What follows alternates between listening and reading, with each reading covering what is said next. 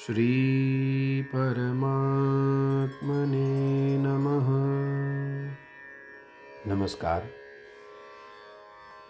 ईशावास्योपनिषद। यह ईशावास्योपनिषद शुक्ल यजुर्वेदीय संहिता का 40वां तथा अंतिम अध्याय है। मंत्र भाग का अंश होने से इसका विशेष महत्व है। इसी को सबसे पहले उपनिषद माना गया है। शुक्ल यजुर्वेद के प्रथम जो 39 अध्याय हैं वह सभी कर्मकांड का निरूपण करते हैं। यह उस कांड का अंतिम अध्याय है और इसमें भगवत स्वरूप ज्ञान कांड का निरूपण किया गया है।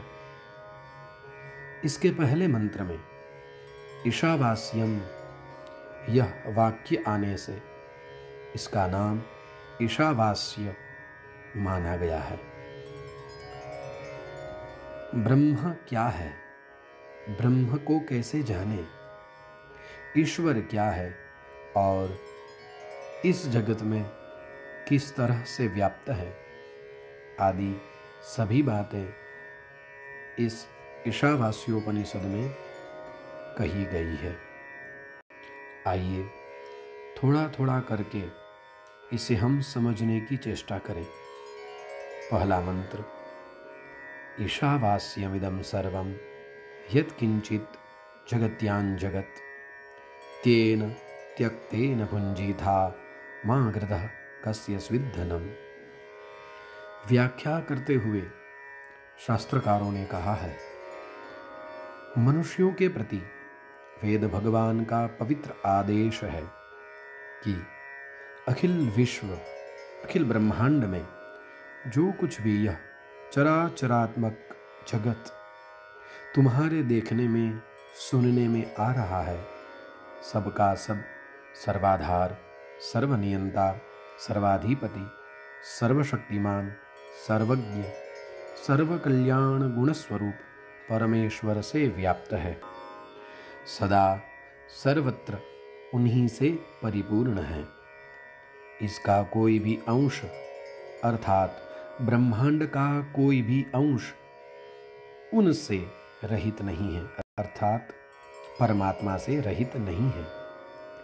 ऐसा समझकर उन ईश्वर को निरंतर अपने साथ रखते हुए, सदा सर्वदा उनका स्मरण करते हुए ही तुम इस जगत में त्याग भाव से केवल कर्तव्य पालन के लिए ही विषयों का यथाविधि उपभोग करो, अर्थात विश्वरूप ईश्वर की पूजा के लिए ही कर्मों का आचरण करो।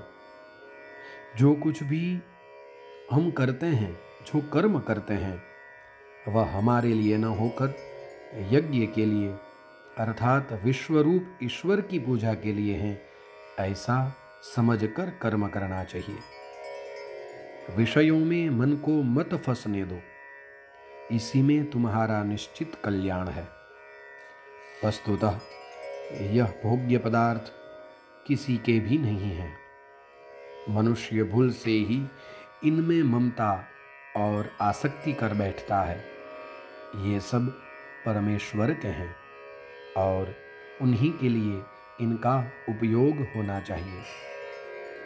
कुछ आदरणीय विद्वानों के भावार्थ यह भी है कि इस ब्रह्मांड में जो कुछ यह जगत है, सब ईश्वर से व्याप्त है।